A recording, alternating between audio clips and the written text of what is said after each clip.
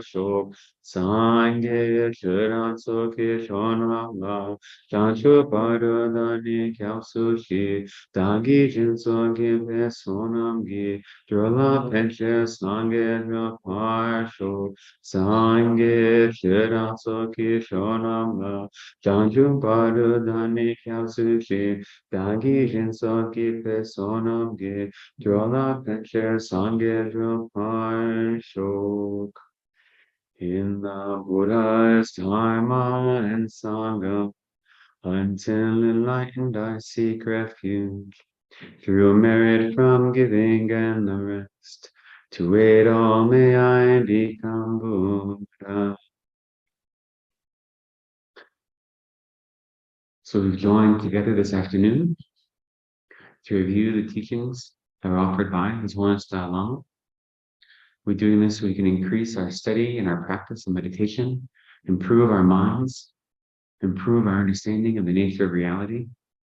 And we do this not for ourselves alone, but so that we might acquire the tools and techniques and the peace of mind necessary to benefit all sentient beings. So our actions of study and contemplation, meditation, are not for us, but for all sentient beings.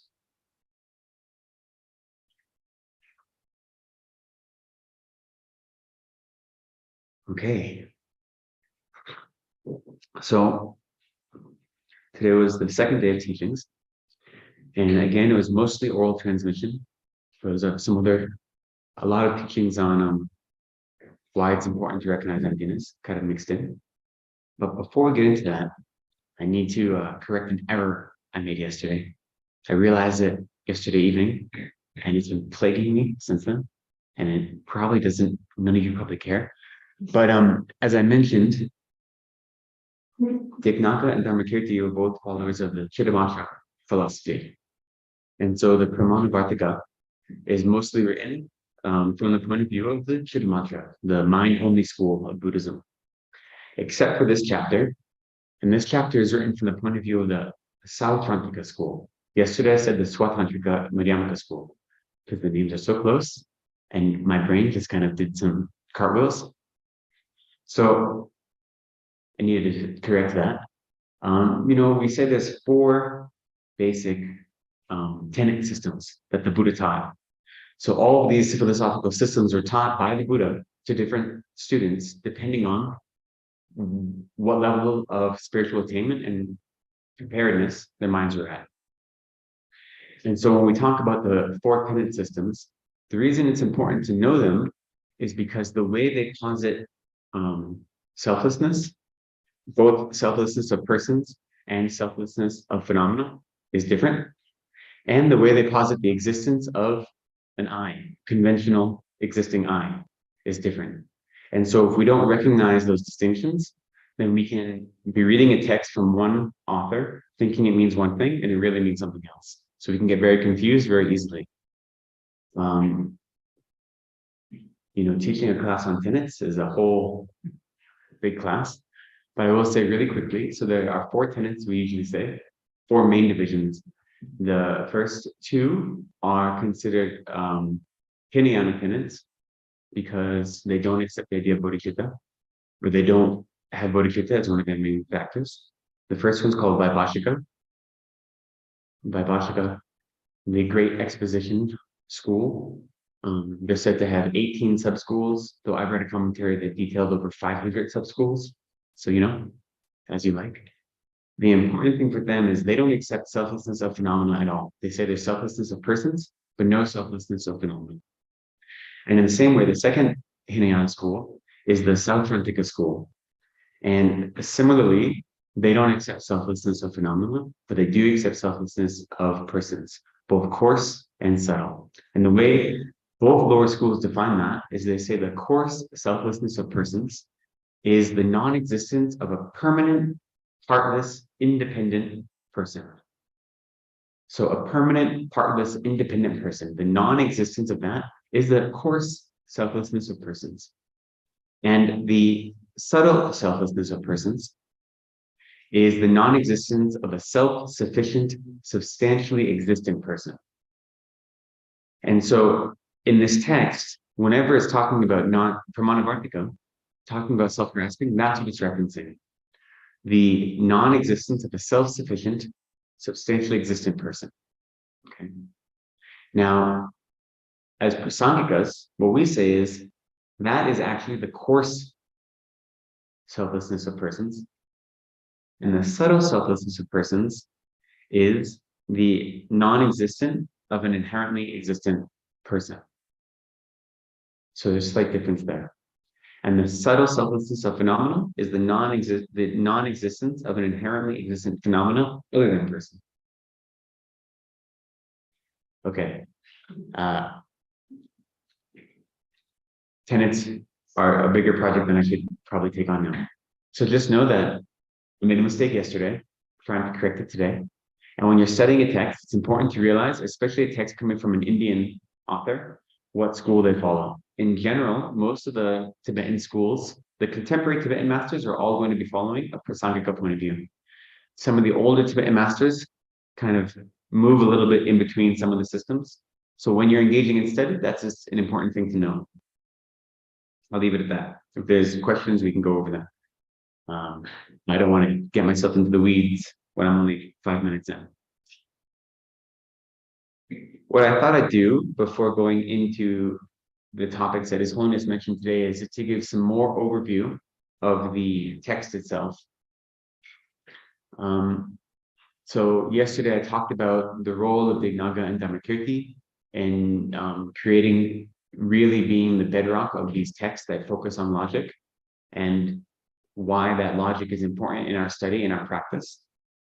And as we said, the second chapter here was specifically written by Dharmakirti to refute the idea that logic wasn't necessary in understanding the path of liberation. That's why he wrote the second chapter. The second chapter itself is only a commentary on the first verse of Dignaga's text, of the Pramana Samujjaya. And so I thought it'd be useful to give a summary of what his point is. And this summary comes especially from Gyalten Legden, his commentary on Dharmakirti's text. His commentary is called Tarlam Salche, so the elucidation of the path of liberation.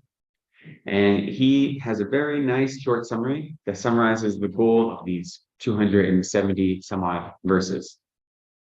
So the point that Dharmakirti is making is he's saying that the Buddha is a pramana, right? He is a valid guide. He is a valid cognizer.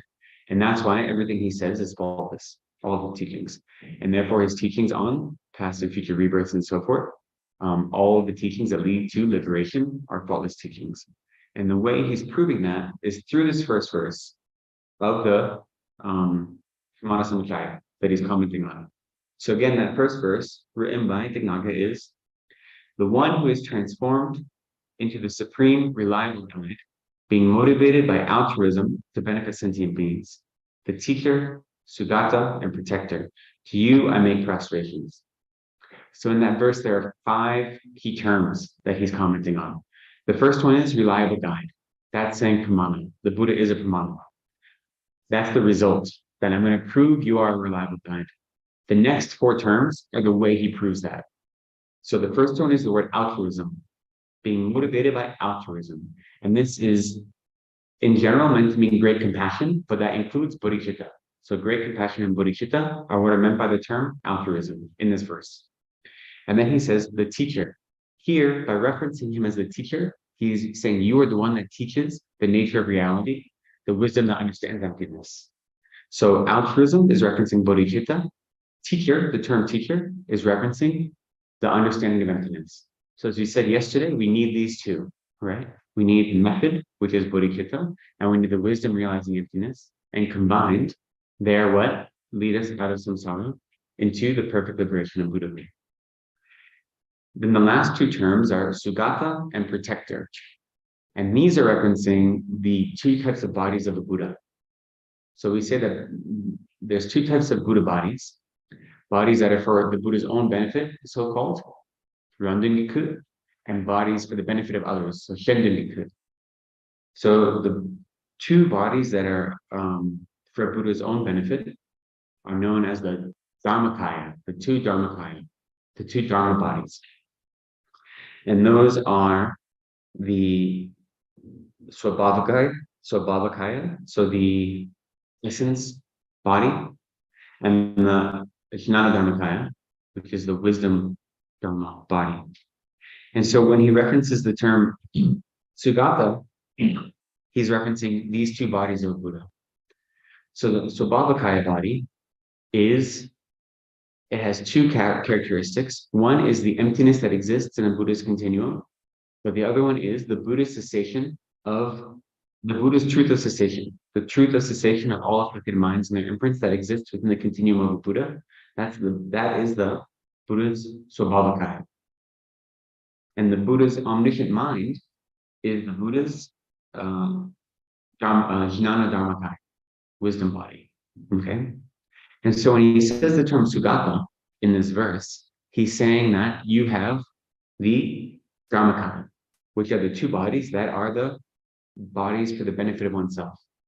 And they're called that because, in comparison to the bodies for the benefit of others, the mind and the truth of cessation in the continuum of a Buddha are expressions of the Buddha's own good qualities, where the other two bodies are known as the form bodies, the Rupakaya, and those are the bodies that actually teach the Dharma to disciples. So that's why those bodies are called the bodies for the benefit of others.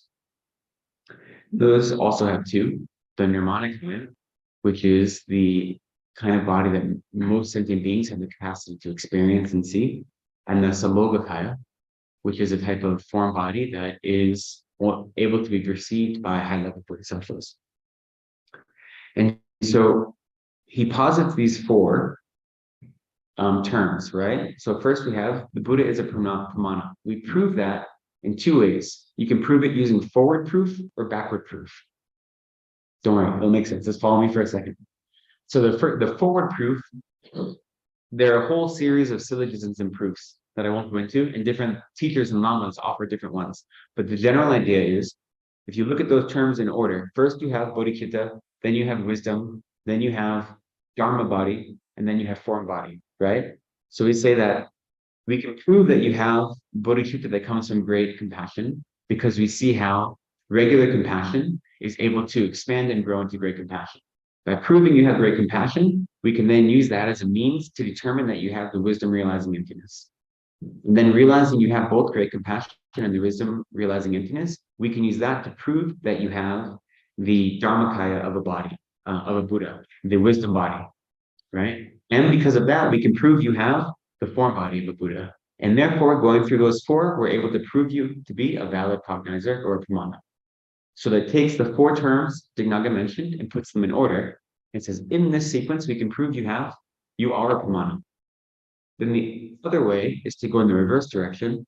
First, you prove the Buddha has a form body, and because of that, a wisdom body. Because of that, the wisdom understanding emptiness. Because of that, great compassion. And again, because of those four, that the Buddha is a pramana. And the reason you have two different methods of proving this is because it's contradicting two different non-Buddhist ideas that were in opposition to Dignaga at the time. So it's not important that we necessarily know those details right now. But the point that is being made in this long verse, in this long chapter, is proving that simple point. The Buddha himself is a valid cognizer. The words and the teachings he says are without fault, without error. He's realized them on his own. And therefore, his teachings are the perfect, complete path to liberation. And therefore, by relying on logic, we can see how the path to liberation is taught. And that's what the Buddha offers us. And this is the way that it's done. So that's all contained in that first verse, which is why this whole chapter is focused on that verse alone.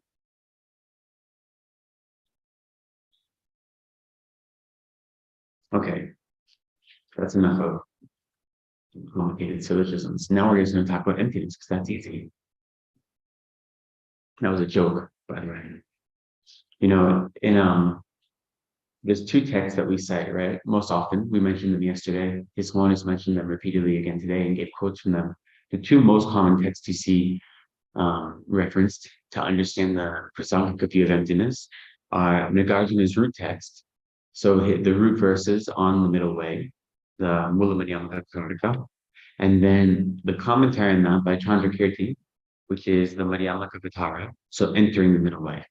So these are the two texts we most often rely on to understand the view of emptiness in our lineage of thought. And if you're interested in studying them, the root texts, both of them are somewhat difficult, but Tsongkhapa's commentaries on both of them are quite clear, and they've both been translated. So Tsongkhapa's commentary on Nagarjuna's text is called The Ocean of Reasoning, and that is published by Oxford University Press. It was translated by J. Garfield along with Geshe-la and Samten. And that's quite clear, and it includes the root text as well. And Tsongkhapa's commentary on Chandrakirti's text is called Gompa or Illuminating the Intent, and that was translated by Thupten Jinpa and is available through Wisdom publications. And both of those, I mean, it's a very difficult topic, right? Wisdom isn't easy, but those are very clear explanations and high quality translations. So if you're looking to study on your own, those are two I would recommend, and two that I've used and looked at. When we think about discussing emptiness in general, you know, in the 24th chapter of the Mula Madhyamaka Karika, Nagarjuna says, emptiness, viewed mistakenly, dooms those of weak intelligence, just like a snake that is wrongly held or a spell that is wrongly incanted. So he's saying that if we try to study and learn this without proper guidance, it's very easy to fall into nihilism and to misunderstand the teachings of emptiness, which is why it's always something that there's a little reticence of teaching it in short courses, because it's easy to be misunderstood, especially since I have such little intelligence and my way of explaining isn't very clear or very, lucid. So I'll do the best I can, but please ask questions when I inevitably cause confusion. Okay. What is emphasized over and over again today, especially in the beginning part before he started the transmission, was how does an understanding of emptiness actually benefit us? And what he repeatedly emphasized was that the reason we have such strong attachment and anger is because we view things as if they truly exist. We don't understand the nature of reality. By viewing things as if they truly exist, then we develop attachment and aversion towards those things.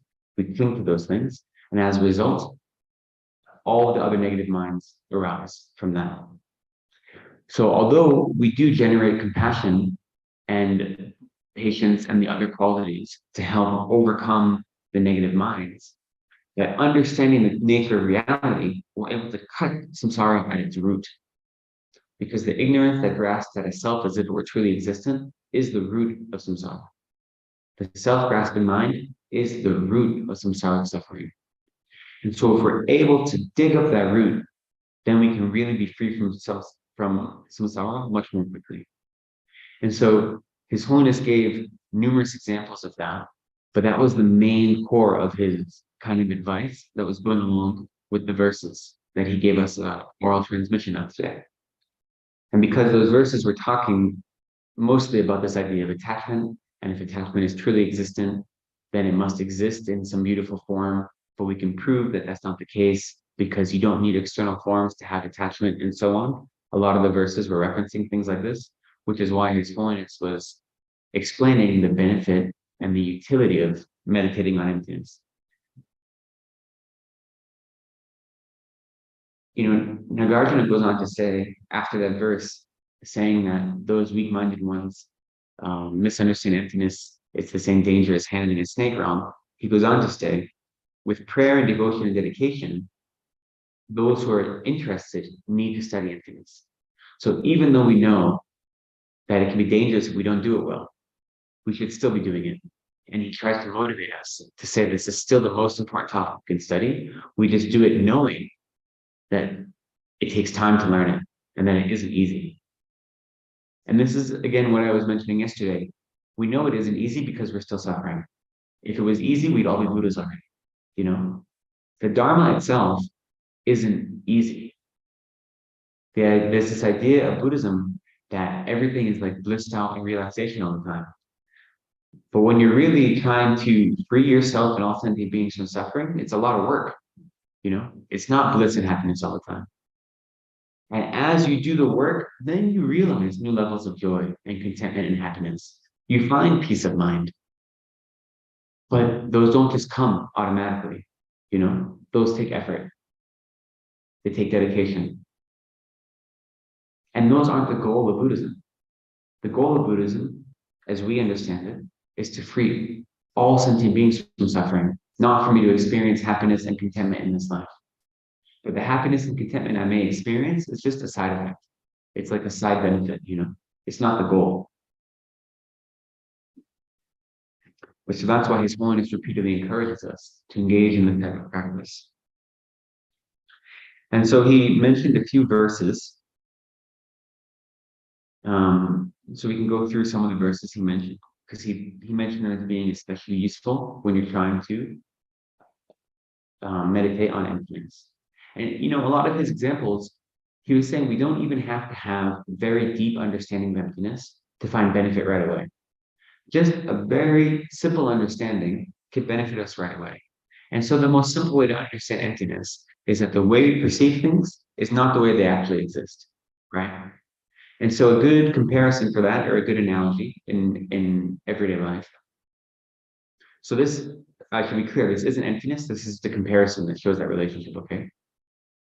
Let's say there is someone that you have a crush on, that for whatever reason you're really attracted to this person. That person could start acting like a jerk, right? And be a very mean person. But you're so infatuated with them, you don't see any of their negative behavior. You're only perceiving what you want to perceive. Because your perception is this person is wonderful, they're so beautiful and attractive, I'm so attracted to them. And everyone else might be like, what are you talking about? They're a jerk. But your own deluded mind has created this idea of what that person is. So instead of relating to the reality of that person, you're relating to what you project upon that person. Okay. So that's an easy example. We've probably seen that in our lives, or in the lives of our friends and family. So in the same way, the way we engage with all reality is, we don't understand the way reality actually exists. It exists in a way that is non-truly existent, not inherently existent. We don't see that. We perceive it as being truly existent. And that's what we engage with. So we engage with our perception of reality. We don't engage with reality. And so once you realize this, that things don't exist the way we perceive them to exist, then we're able to use that realization to say, why am I so attracted to this thing? Why am I have such great aversion or anger towards this person or this situation? It's because I think this person is inherently harmful or inherently beautiful or something like this. We ascribe inherent characteristics to phenomena that don't inherently exist. And instead of engaging with the way they exist, we engage with how we think they exist. And so if we can just understand that at a very simple level, then we're able to slowly let our attachment and anger primarily decrease, right? So when you get when someone harms you, if you're able to think, the reason they're harming me is because they don't understand the nature of reality. They think they're searching for happiness, but in fact, they're creating suffering. And the harm they give me doesn't exist in any real way. It's just my experience of their actions. I'm labeling harmful. And therefore, I'm allowing myself to experience suffering due to the label I projected onto their actions. If we can think in this way, it allows us to reduce our anger. And now the truth is, I know for me, it doesn't mean my anger goes away right away, right? But it does mean I'm able to slowly get the anger under control way more quickly than if I didn't engage in this practice. And the more we practice in this way, the more we try to use logic and reasoning to analyze the nature of reality and how we react to it, slowly, then we no longer need that kind of effort.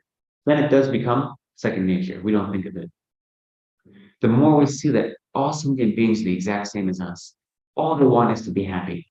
All they want is not to suffer.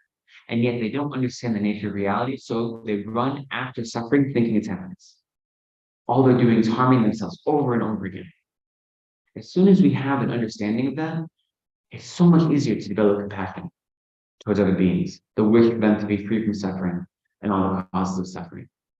It's so much easier to develop love towards other beings, the wish for them to be happy and have all the causes of happiness. And we stop having to exert extreme effort to love others because it'll come naturally when we realize that they're only acting out of deluded minds. And there's no difference between them and me. I'm also acting out of a deluded mind. How can I develop anger towards them for being under the control of the same delusions that I'm under? So even a very simple understanding of emptiness can be helpful in this way towards our practice. And as His Holiness mentioned yesterday, the more you study emptiness, the easier it is to generate bodhicitta, right? The wish to become a Buddha to benefit all sentient beings, which has as its cause compassion. And the stronger your compassion and your bodhicitta, the easier it is to understand the nature of reality and to understand emptiness.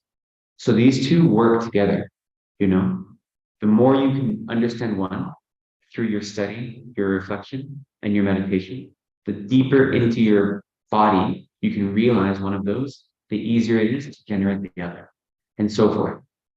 So we do both at the same time, and the two of them are mutually beneficial to one another. They make the other easier. So we don't say, I'm only going to focus on compassion, I'm only going to focus on understanding the nature of reality, because then we're missing the big picture. It's like a bird flying with one wing, we just go in circles, right? But instead we use those two together to move forward on the path of liberation. So even though emptiness is a very big topic and it's very complicated, even having a baby understanding of it, like I do, an intellectual understanding, is still something that helps me practice in my everyday life. And so that's the reason His Holiness is teaching it, even though a lot of us may not be able to develop deep insights into it in any quick kind of way. Even a small insight or understanding, even an intellectual understanding, is something we can use right now in this life to make our lives happier now and to create the possibility of even greater happiness in the future.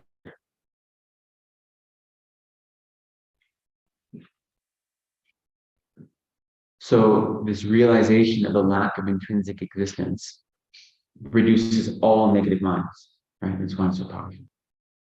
So one of the verses that His Holiness mentioned over and over again is from the Mulamidhyamaka Karika, the Nagarjuna's text.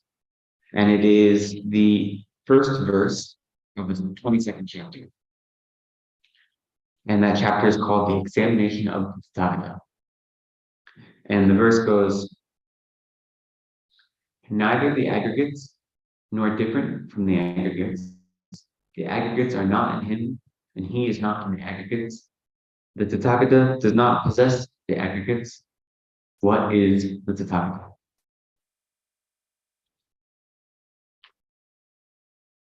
So this verse is positing 5 opportunities to say that if there was an inherently existent Tathagata, he must exist in one of these 5 ways. And so these are 5 ways that we can reflect. Does the Tathagata, or do I, exist in one of these 5 ways? And once we're able to prove one by one that we don't, or that the Tathagata doesn't, that helps us cut the grasping itself and have a deeper understanding of the nature of reality. So what are those 5 ways? Again, the first one is that the I, the self, the I exists as the aggregates, that the I is the aggregates. The inherently existing I is the aggregates. That's the first one. Or it is separate from the aggregates, totally separate. Now, first actually, so what do I mean when I say aggregates, right? We said there are 5 aggregates. One of them is the aggregate of mind, body, and the other 4 are the aggregates of mind. So the body is our form aggregate, or skanda. These are all called skandhas in Sanskrit, in Tibetan. There's the form aggregate. That's the one that is form.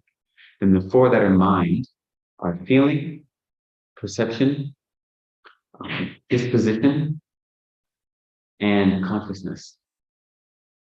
So we say that all sentient beings, for the most part, all sentient beings have these five. There are some beings that don't have a form body and they only have four. But all humans have these five. And the idea of an I, of a self, the merely existing I, is what we impute on dependence of those five aggregates. Okay? And so when he says here, the Tathagata, or we can just say, I am not the five aggregates, but I'm not totally separate from the five aggregates. So how can we first say I'm not the aggregates? Well, if the I was the aggregates, there would be a number of absurd conclusions as a result. I mean, the first one is we'd have to say, well, then the I is actually five counts because there are five aggregates. So there isn't one I, there's five I's. And so that's absurd. We know that's not true.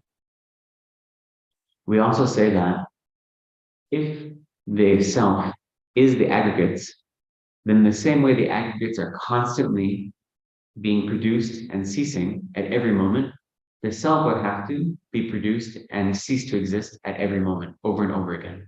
So there wouldn't be a continuum. And the reason, as Tsongkhapa explains it, the reason that is not something we can accept, because that would mean that the self that exists at the moment you engage in activity and create karma is not the same self that exists at the moment that that karma ripens. And therefore, the self that exists experiencing the ripening of karma would be experiencing the ripening of karma that it did not create, which we say is impossible. One of the four characteristics of karma is that you can't experience the ripening of a karma that you did not create. And so the self at the time of action and the self at the time of result are separate, then karma doesn't work, right? Karma just doesn't have any function. And this would be a logical result of saying the self and the aggregates are the same thing. Because the aggregates are constantly being newly produced and ceasing to exist. That's the nature of the aggregates. They don't have the same type of continuation the way our mental continuum exists. So those are refutations to say the self can't exist in the aggregates. But then what if the self is separate from the aggregates entirely? Can the self, this truly existent self, exist totally separate from the aggregates? And we can clearly, I mean, that's an easy one to say that's not possible, right? Because if it existed totally separate, then what's the use of the aggregates, And what's the use of the self? It's not possible to have a self that exists without a body and mind, right? Even a conventional self needs a body and mind of some sort. So it's not possible for the self to exist totally independent from the aggregates. And these are the two main points. The next 3 points are all contained within those main two. That the self can't exist within the aggregate, and it can't exist totally separate from the aggregate. It's true. If there was a truly existent self, it would have to exist in one of those two ways. And since we can prove it doesn't, that's how we prove there's no truly existent self. Or that's one of the methods of proving there's no truly existent self. When we say the aggregates are not in him, that means the aggregates don't abide in him. So that's like saying that that the self depends upon the aggregates. So for the self to depend upon the aggregates, it would still have to be separate from them. And we've already proven the self can't be entirely separate. And the aggregates don't depend upon the self. Because again, if they did, they'd have to be separate. And we've already proven, there's no way that the self can be separate from the aggregates. That it is independence upon which it's imputed. And lastly, the Tathagata does not possess the aggregates. So Tsongkhapa says, in the same way that someone would possess a jewel or something, we don't possess the aggregates in that way. The aggregates don't, the self doesn't possess the aggregates in that way. Because again, if it did, it would need to be entirely separate from the aggregates in order to do so. So this verse, His Holiness referenced it over and over again. And he kept saying it's important to meditate on this verse. Now, there's another teaching by Dharmakirti that I find a little more useful if you want to engage in reflection. It's teaching the same point as this, which is that the self, if the self were to truly exist, it would have to exist in the aggregates or totally separate from. Since we can prove it doesn't exist in either of those ways, the truly existing self doesn't exist. That's the goal, right, of this ripbook, of this logic. So Chandrakirti has a sevenfold reasoning, which I find a little more useful. And we can use it to identify the selflessness of either persons or of phenomena. So the example Chandrakirti gives is with a chariot, or we could say a car, but a chariot. And does a chariot exist in the parts of a chariot or not? So that's what we're looking at. The chariot would be the truly existing chariot. And then the parts of the chariot would be how we perceive it to exist or not. In the same way that the self would exist upon the aggregates, right? That's the comparison. So there are 5 lines of inquiry that Chandrakirti proposes. And again, there are 7. All 7 are really contained in the first 2, but the reason he goes through 7 is because it helps clarify more doubts, right? That's the reason we have more steps, basically. So the first one he says is investigate, does the chariot exist as its parts? So is the chariot the same thing as the parts of a chariot? And again, we can say no, because then there'd have to be multiple chariots, because there are multiple parts. Just like there's a seat, and there are wheels, and there are spokes, and all these many parts of a chariot, or a car or a cart. There would have to be multiple chariots because there are multiple parts. So therefore, we can conclude the chariot does not truly exist within the parts of a chariot. So that's the first one. In the same way that this first half, the first line says, neither the aggregates. It's the same truth, right? And the second line is, does the chariot exist entirely differently from its parts? And again, if there are no parts of a chariot that exists, could there still be a chariot? So if there are no wheels, no seat, no bench, could a chariot exist? And no, it can't, right? So we can say that by thinking in this way, we realize that a chariot doesn't truly exist totally separate from its parts. So then the third one is a chariot dependent on its parts? Which is to say, is a chariot contained within its parts? And in the same way we can look at, if that were true, it would have to be separate from its parts. So we can't accept that. But even if it was, what does it mean for a chariot to exist to depend upon its parts? That is impossible because they exist at the same time, right? When all the parts of a chariot come together, you have a chariot. If a chariot, the truly existing chariot, depended on its parts, it would have to be the result of those parts. They have to come after those parts. And in the same way, do the parts of a chariot depend on a truly existing chariot? That's the fourth one. And again, the chariot and the parts would have to be perfectly separate, which you've already said they aren't in the second investigation. And again, if one of them was dependent on the other, they couldn't exist simultaneously. They have to exist in a relationship of cause and effect. And we know that the chariot and the parts of a chariot exist simultaneously. Therefore, there's no true existing chariot upon which the parts of a chariot depend. So those are the first 4 investigations. The fifth is, does a chariot truly exist as the possessor of its parts? So this is also the 5th one mentioned by Nagarjuna, right? And we say again, if the chariot existed possessing its parts, it would have to be truly separate.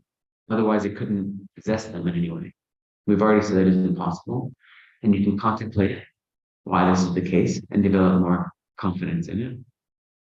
And then Chandrakirti adds 2 more investigations onto those 5.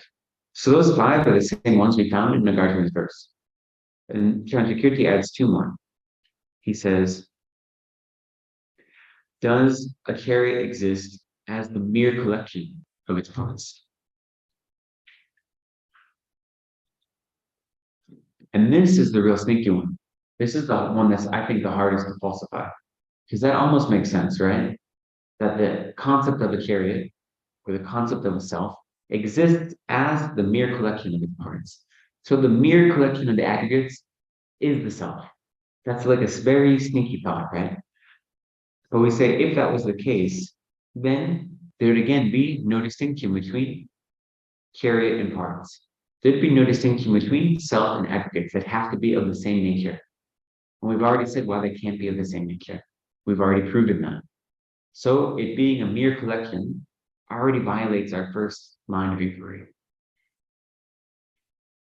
And then the last one is, does the chariot truly exist as the mere shape of its parts? And similarly, if this were true, then the chariot would have to exist as those parts themselves.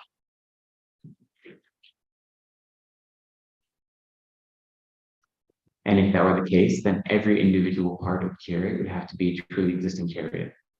Every individual aggregate would have to be a truly existing self. And so we see that's not the case. So these are the 5 or 7 lines of inquiry you can use to try to develop some level of confidence in the non-existence of a truly existing or a truly existing self. Now, what His Holiness mentioned at the end of his teaching today was that in general, it's easier for most people to identify the non-existence of a truly existent self than it is to identify the non-existence of a truly existent phenomena other than the self, right? So we said there's 2 types of emptiness. There is the non-truly existent, there's the selflessness of persons and selflessness of phenomena. These are the 2 types of emptiness, right? And selflessness of persons is exactly, here we say the word person. This is the best translation English has for the term Ganzak. It means all living beings, not just human beings, but we use the word person. And so all living beings, right, we say, are the mere imputation of an I, independence upon the 5 aggregates, or in some cases, 4 aggregates for formless beings. So the lack of that truly existent self is the selflessness of persons. And in general, that's easier to recognize because we can focus on our own experience, and based on our own experience, we can develop some understanding.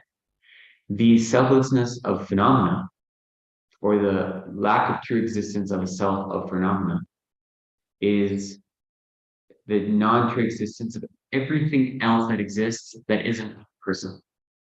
So everything else. And so that is generally harder to understand simply because we're not able to experience it in our life as readily. So you can meditate on both, which is why Dharmakirti gives the difference between a truly existing chariot and its parts, and the truly existing I and the 5 aggregates. You do the same meditation. One is trying to realize the selflessness of phenomena, and one is trying to realize the selflessness of persons. And His Holiness suggested that trying to realize the selflessness of persons is a little easier for most people, but it's useful to try both. And once you have an understanding of one, even a little baby understanding, that it will make it easier to understand the other.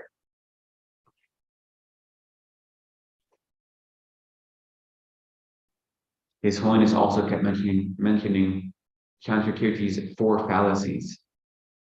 In Nagarjuna, this is trying to prove there's a number of different lines of logic to prove self doesn't truly exist. And one of them, called the logic of diamond splinters sometimes, or Vajra splinters, is that the self, you investigate the cause. By investigating the cause, you can prove that the self doesn't truly exist. And so the verse referencing this in Nagarjuna is not from self, not from other, not from both, not from neither. And so that's saying we say, is there truly existing phenomena that has itself as its own cause? Is that possible? Can anything come from itself, even in conventional terms. And we can recognize no, right? A sprout comes from a seed, which is not the same as a sprout. So it doesn't have itself as its own cause. But it can't come from something other than itself either, if it were to truly exist. Because if it came from something that was existed in a true way, other than itself, then we have to say, how does the law of cause and effect affect these different identities? There's no continuation between them. So nothing can be truly created or have a true cause that is other than itself either. So not from self, not from other. And then not from both and not from neither means that a self can exist with a cause of both itself and other, and it can be causeless. So the phenomena can't exist in any of these four ways. I don't think I did a great job explaining that. And I'm wondering if I can do a better job without taking up the next hour. And the answer is probably no. Actually, I could probably speak until I pass out. I probably won't do a good job explaining it. I apologize. But you should just understand that's what's being referenced. And nothing can have itself as a cause, have something totally independent from itself as a cause. It can't have both of those things as its cause, and it can't have no cause at all. It can't exist causelessly. And so this is the first type of logical reasoning that we often use to prove the truth of the middle way. So that kind of root verse comes from Nagarjuna.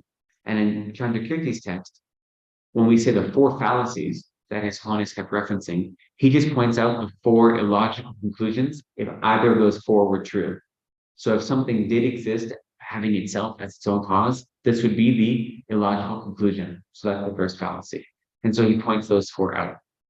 I don't remember the exact examples he gives. But so that's what, whenever His Holiness referenced the four fallacies as taught by Dharmakirti, he's referencing observing the cause as a way to prove that nothing truly exists in the way that it's understood by the Prasangika Madhyamaka.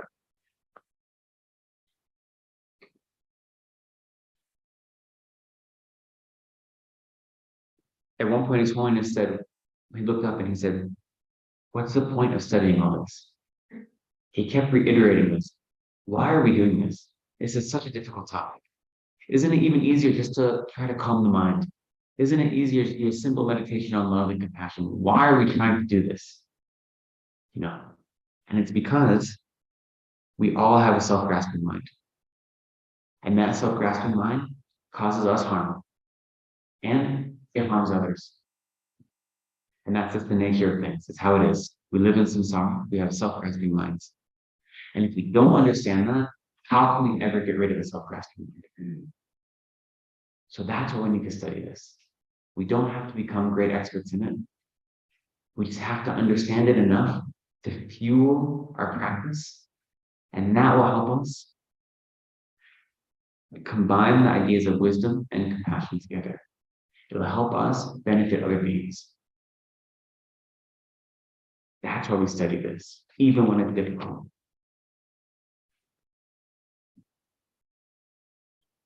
There are 6 perfected activities of bodhisattvas, right? We say generosity, moral discipline, joyful effort,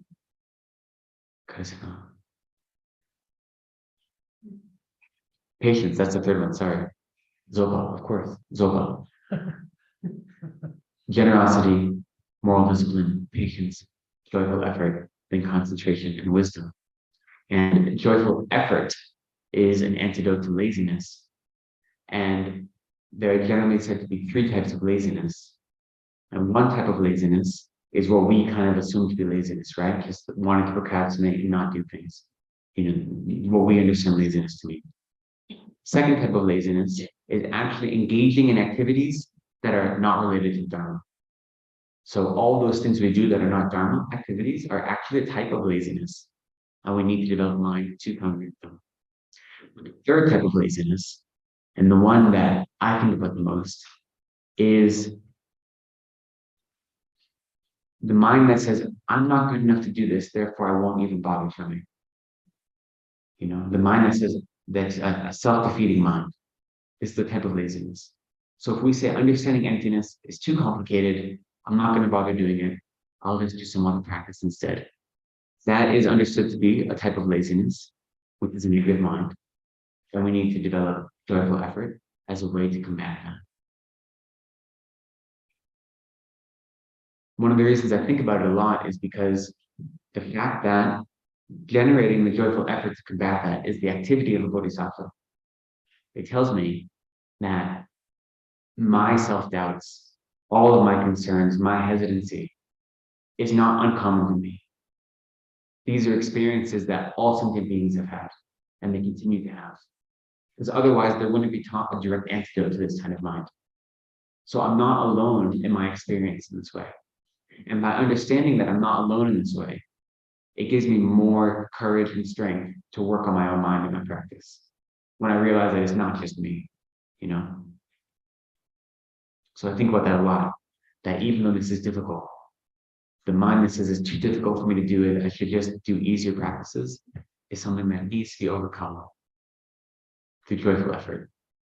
And that's a mind that all of us need to cultivate. And it's explicitly taught as one of the paramitas of a bodhisattva and a Buddha.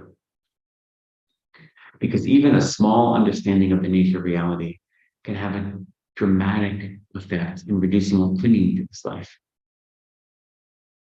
When we can understand that happiness doesn't truly exist outside of ourselves, then we no longer cling to external objects as if they bring us happiness.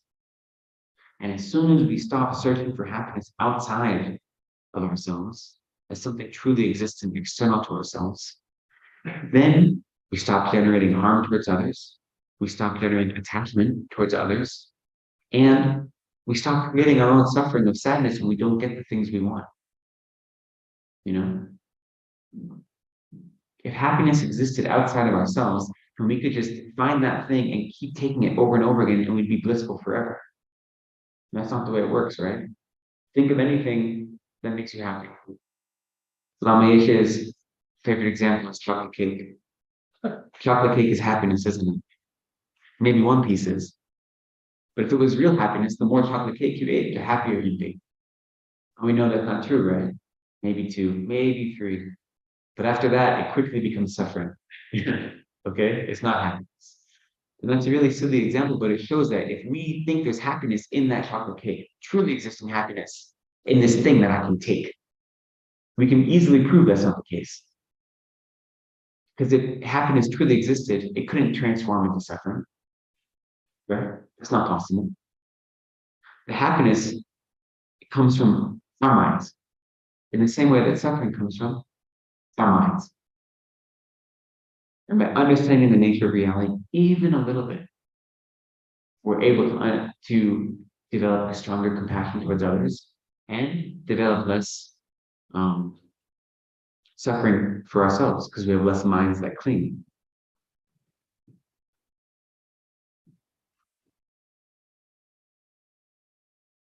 In the very first verses of Dharmakirti's text, His Holiness did reference these as well. They say he prostrate, in the beginning of most texts, you offer prostration to a Buddha, right? Usually. And the first line says, I prostrate to Lokeshvara, I prostrate to the Buddha's compassion. And then in the next verses, instead of saying the Buddha's name or saying I prostrate to the Buddha's compassion, he's just paying homage to compassion. And he's saying, I pay homage to compassion itself. And we can say this is the embodiment of Chenrezig, right? But the verses themselves don't say that. They say, I pay homage to compassion. He says, as compassion alone is accepted to be the seed of the perfect harvest of Buddhahood, as well as the water that nourishes that seed, as well as the fruit itself, that is long a source of enjoyment. And therefore I will praise compassion at the very beginning of it all. He begins his text on understanding the nature of emptiness by praising compassion. And then his next verse says, first with the thought, I am, they cling to a self. Then with the thought, mine, they become attached to things. Then like buckets on a water wheel, they turn without control. So I bow to the compassion that cares for such suffering sentient beings. So right away, he begins his text on emptiness by praising compassion. And he's saying, why do we need compassion? Because beings suffer. Why do they suffer? Because they don't understand the nature of reality. They grasp at this idea of me and then mine. And because of those, they develop attachment towards things and aversion towards things they don't want.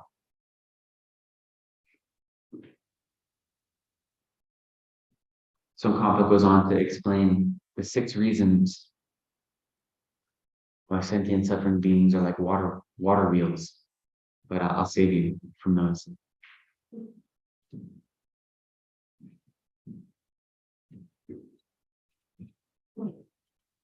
His Holiness reminded us that Buddhism doesn't accept the idea of a creator deity, right? We don't believe that there is some higher power that created us or is judging us. Whether we have positive rebirths or negative rebirths isn't due to judgment, it's due to the natural law of cause and effect of karma. But when there's no creator being, that means we're responsible for our own happiness. We're responsible for our own suffering. So we have to take control of our minds. We have to engage in virtuous activities and discipline. And then through those, we have to look at other beings who are suffering and develop compassion. Because no one is going to do it for us.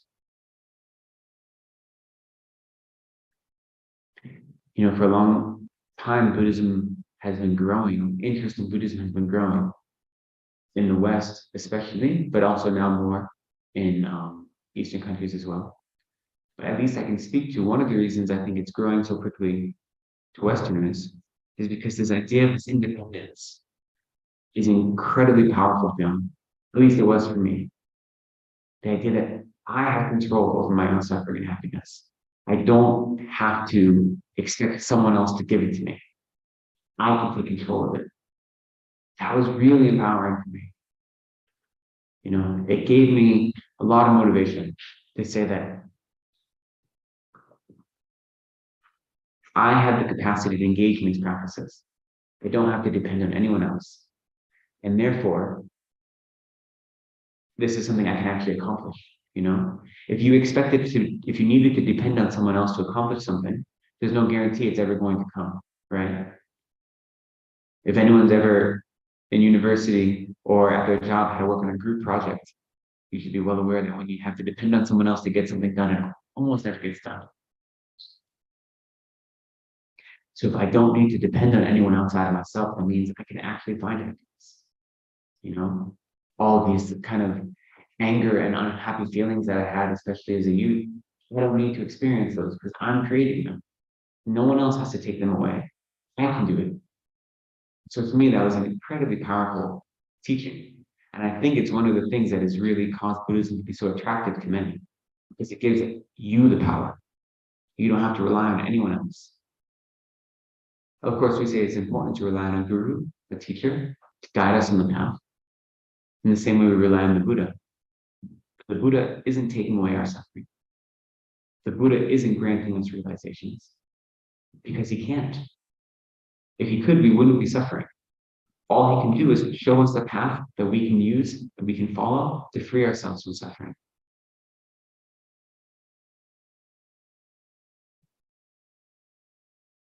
His Holiness said, you know, there's a lot of talk about wanting inner peace and outer peace for that matter, because there's so much turmoil in the world. When people talk and talk and talk about wanting inner peace, but they don't actually do the work to eliminate the cause of distress. You know, if you try to eliminate the external causes of distress or suffering, you can do that until you die and you'll still not have inner peace, because those aren't the causes of suffering. You have to do the work to eliminate the inner cause of suffering. The outer causes are circumstantial. They don't matter. You know, not in the big picture.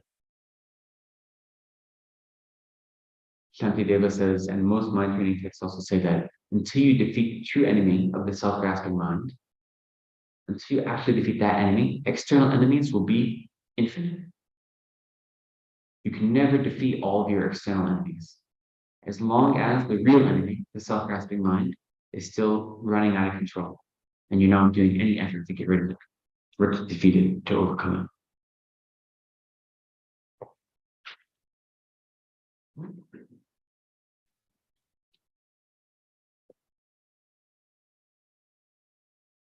So that was most of what His Holiness referenced about emptiness and why it's important to study it. There were a few other things he referenced, and then as well as a small ceremony he offered us at the end. So I'll go through those things, and then we'll see where we over time from there. One thing he referenced is the distinction between self-grasping and the self-grasping mind and the self-cherishing mind. And the only reason it's important to recognize that these two are distinct is because we engage in practices to overcome them. So we need to realize they're two different things. The self-grasping mind is the mind that a grasp of the self is truly existent. That's the real root of suffering. So we say that's the cause of all suffering. So you'll often hear people say, and by people I mean the texts, say that the cause of all suffering is a self-cherishing mind. When we say self-cherishing, it comes immediately from the self-grasping mind, right? So the real cause is the self-grasping mind. But then as a result of that is the self-cherishing mind. So it's like the second cause, one level up. But what's the self-cherishing mind? The self-cherishing mind is the mind that says my happiness is more important than everyone else's happiness. The self-cherishing mind is the mind that puts me at the center of the universe. It doesn't do it explicitly. It's not so egregious as that. It's very insidious, the way it works. But the self-cherishing mind is the mind that causes me to become angry when you insult me. And the self-cherishing mind is the mind that causes me to get excited when you give me compliments and praise. And the reason it does that is because it doesn't understand the true nature of reality. So again, the self-grasping mind is the real cause, but that is filtered through the self-cherishing mind. So when you study Lojong practices that are trying to engage in thought transformation, practices that are trying to teach you how to take suffering as part of your spiritual path and totally defeat the self-cherishing mind, they often use these two they mix and match. They kind of treat them the same way, self-grasping and self-cherishing. They reference them the same way. So in those Lojong practices, that's okay. But when you're engaging in an analytical study of the nature of reality, we have to realize there is a distinction. So when we talk about self-grasping, we don't mean the ego. We don't mean the self-cherishing mind. We mean the mind that doesn't understand the way the self exists in reality. So it's just important to have that distinction. Because if you're trying to develop the wisdom that realizes emptiness, but you're doing it based on the idea of getting rid of the self-cherishing mind, you might develop a great mind that cherishes others, which is incredibly important. We need it, but that's not the wisdom realizing emptiness. So it's important to realize what we're trying to negate and what the self-grasping is. And it's just very easy to confuse these two terms, especially as they're expressed in English.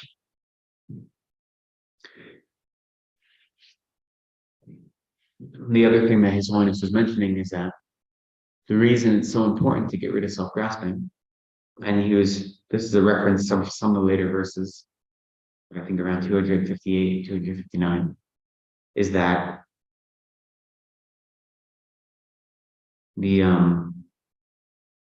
there's a argument that Dharmakirti is responding to, that someone says, well, if you say that the self-grasping mind and attachment that comes from that are the real causes we keep being reborn over and over again in samsara, then what's the point of karma? Karma must not really exist. Because you said it's self-grasping, that's what's the cause. And so his response is no, karma is the intention itself. And that's what the verse says. And so it's useful a little bit just to understand karma.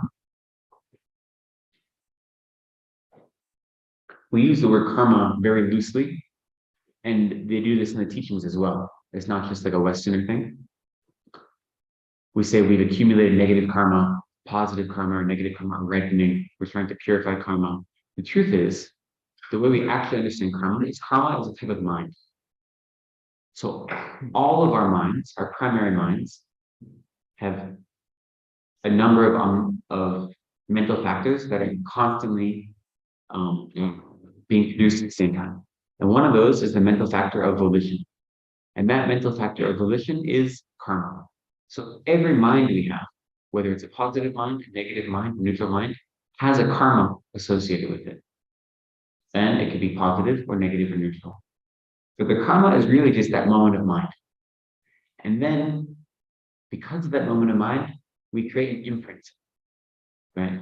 And we usually use the word karma, but we really mean the imprints is what we're talking about. Because karma, minds only exist for a moment, and then that mind ceases to exist, but it's left a seed or an imprint. So we often are using the word karma, but we really mean karmic seed, karmic imprint. Sometimes called a latency, a karmic latency, or a karmic impression. So we say karma has 4 characteristics. Karma is definite, which means that a negative karma will only bear a negative result, and a positive karma will only create a positive result. It's impossible to plant apple seeds and grow an orange tree. In the same way, it's impossible to engage in harmful action and expect there to be positive results. So karma is definite, or it's certain in that way. And karma increases. So the power of a karmic seed increases if you don't do anything to stop it. And this should both cause us great joy and great despair, because that means negative karmas we do, even very small ones, if we don't take the action to remedy them, can become very heavy negative karmas, even though the action may have been small. But that should encourage us to engage in purification practices and to engage in dharmic activities to help remedy negative acts. But that also means that positive karmas we create, positive karmic imprints, will also grow and become bigger and bigger, as long as we don't have negative minds that cause them to cease to exist, right? That destroy them. So karma increases. Even small actions can have big results, both positive and negative. We can see that in everyday life too, right? It doesn't always take a huge action to have a big result. So karma exists in the same way as that. The third characteristic of karma is that you will never experience the results of a karma you did not create. So if I engage in a harmful action, that negative karmic seed I create won't ripen on you. It only will ripen on me. And the same goes for virtue. And this is one of the logics used earlier to prove that the self can't be the same as the aggregates. So it's important to understand karma to help prove why the self can't exist in the aggregates. It's one of the reasons we need to understand karma. And the last characteristic of karma that we study is that a negative or positive karma won't be exhausted on its own. So if you plant a positive seed, it's going to have a positive result unless you do something to destroy that seed. And if you plant a negative seed, it's going to grow to a negative result unless you do something to take away the power of that negative seed, which we talked about yesterday a little bit, right? About how to purify negative karma, what that means. So these are the 4 characteristics we talk about when we think of karma. That karma is definite, that it increases, that you can't experience the result of a karma you did not create, and that karma won't exhaust itself on its own volition. It has to take an outside active force to destroy a karmic influence. But we also say karma, there are generally 4 different types of karma that we talk about. And kind of the heaviest karma we call throwing karma or propelling karma. And this is the karma that ripens into a specific type of rebirth. So the karma that causes you to be reborn as a human, or as an animal, or as a god, that's called propelling karma. So it's the heaviest, kind of strongest karma. But then there's circumstantial karma. So if you already have the karma that you're born as a human ripens, this positive karma, there could be karma that you're born without any material resources. And you're born in a country where it's very difficult to have any sort of freedom. So those are environmental karmas that are ripening, which we would say in that case are negative. So there's multiple karmas ripening at the same time. It's not like our life and our existence is the result of one thing. It's many, many actions that we've done in the past that have come together to create the circumstances we have right now. And constantly, new karmic seeds are ripening in our life all the time. It doesn't happen just once. We'd even say something like the fact that you have the opportunity to have this Dharma discussion with me is the ripening of a specific karmic seed that we planted in past lives. And if there was a different person here engaging in this discussion and doing this review session, that would be a different karmic seed that would ripen for you. It wouldn't be the same one. You can even look at all of our experiences in this way. So there's environmental karma or circumstantial karma. And then we say there's karma where the result is similar to the cause in effect. And what that means is, if you engage, for instance, the example that they give first, which is the easiest, is if you hurt other beings or you kill other beings, then you might experience others hurting you and causing you harm. And again, this doesn't mean in the same life. It's saying in future lives. So my experience in this life of others causing me physical harm is the result of karma I created in past lives where I was causing physical harm to other beings. And that goes for all the different types of karma, positive, negative, all the different types of activities you can do. Karma whose result is similar to its cause in substance. And then we say that there's, and this is kind of the most insidious type of karma, the most dangerous. Karma whose result is similar to its cause in habit. And what that means is, if I engage in the action of killing or harming, I've created the karma that makes it easier for me to kill and harm.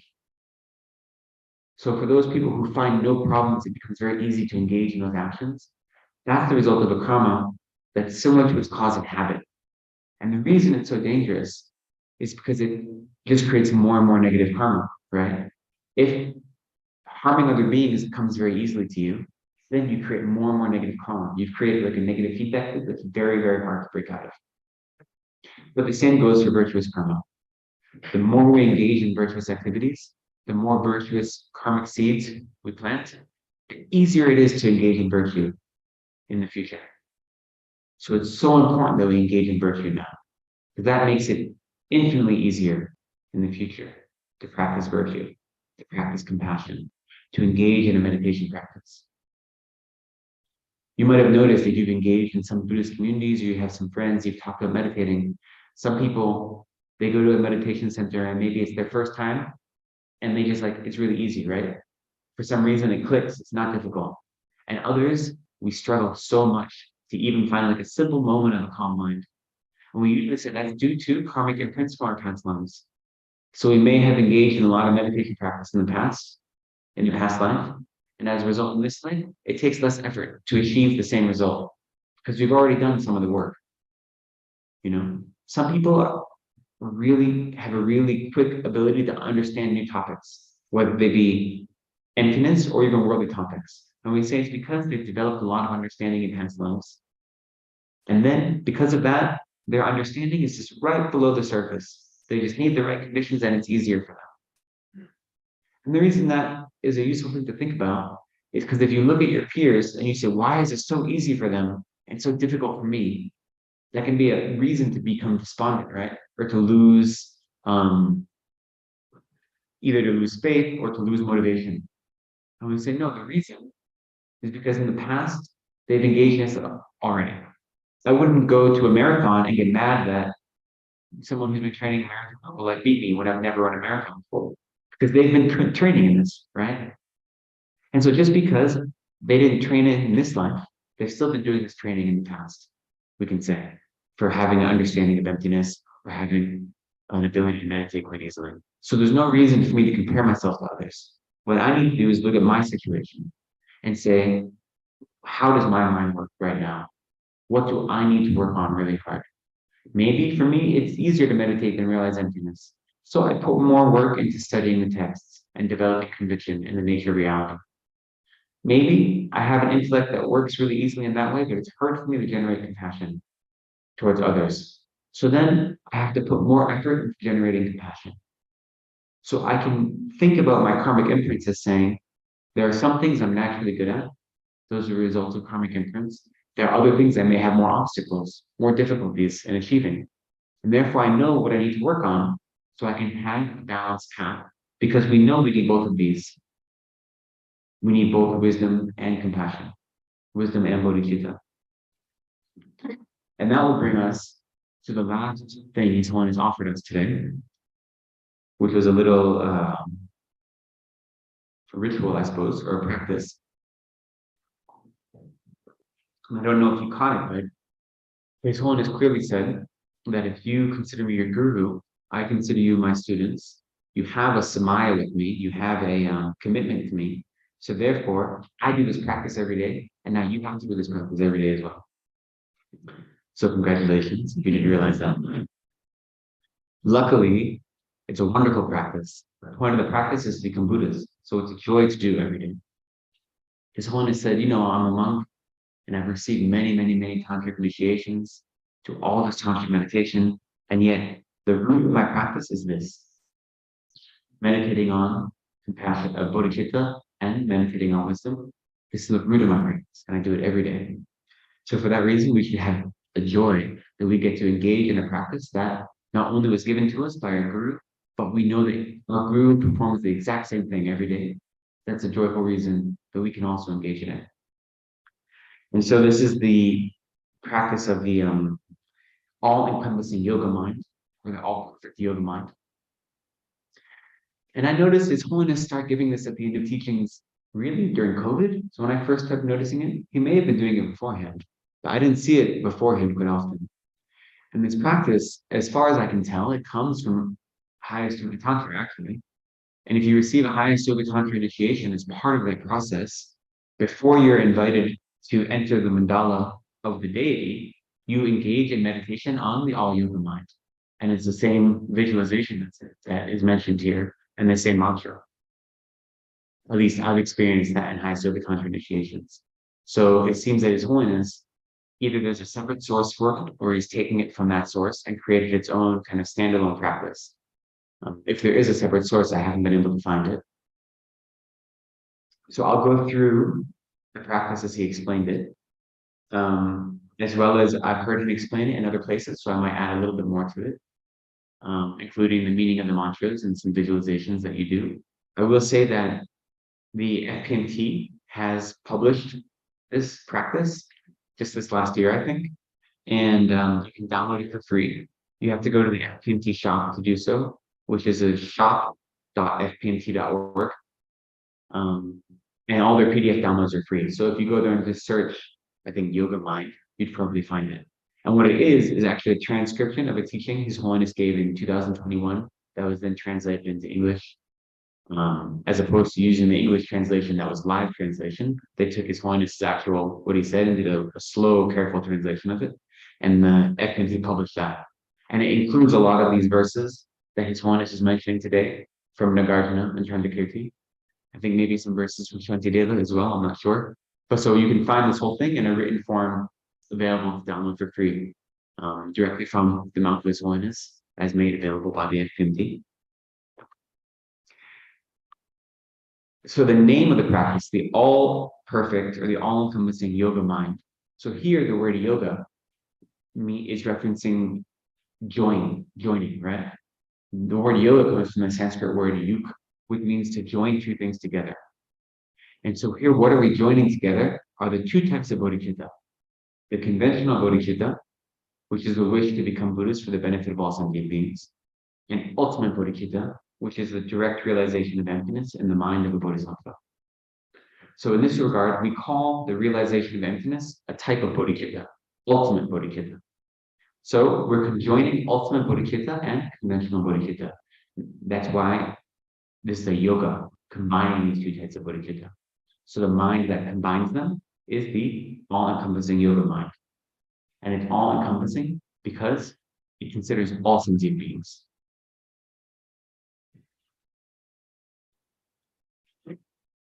So the process of this meditation, I'm not going to go through it in long detail, but first you contemplate first bodhicitta and compassion, the wish to become a perfectly realized Buddha for the benefit of all sentient beings. And he gave a few prompts for that. One of them was you first develop equanimity, right? You realize that all sentient beings are the exact same and wanting to be happy and not wanting to suffer. So you develop equanimity in this way. And if you ever study the different types of meditation to generate bodhicitta, they also start with equanimity. There's two main types of meditations to generate bodhicitta that are taught, or that are often taught. One is the sevenfold cause and effect meditation, where we remember that all sentient beings have been our mother. We remember their kindness. We develop a wish to repay their kindness. Then we develop great love, great compassion, and the altruistic attitude or the special intention. And as a result of that, we generate bodhicitta. So there's a sevenfold cause and effect. And that meditation starts with equanimity. Then the other meditations generate bodhicitta. That was a secret meditation that Atisha only taught to one student, Dharmakirti, and he only taught it to one student. And for generations, it was very, very secret until Tangri Lampa kind of mentioned it in his 8 verses of mind transformation. And then Chekawa wanted to learn about it, and he studied it from Sharaha, and he started teaching it very widely. So we have to thank Geshe Chekawa for teaching it widely. This is called the exchanging self and others. And that's the meditations where you exchange your own happiness for the suffering of other beings. And that also has a number of steps, such as equalizing self and others, meditating on the faults of the self-cherishing mind, and meditating on the benefits of the other cherishing mind, and then actually doing the meditation that exchanges one's own happiness for others, and exchanges other suffering for oneself. So those are two meditations that are commonly taught to generate bodhicitta in our mind streams and to meditate on bodhicitta.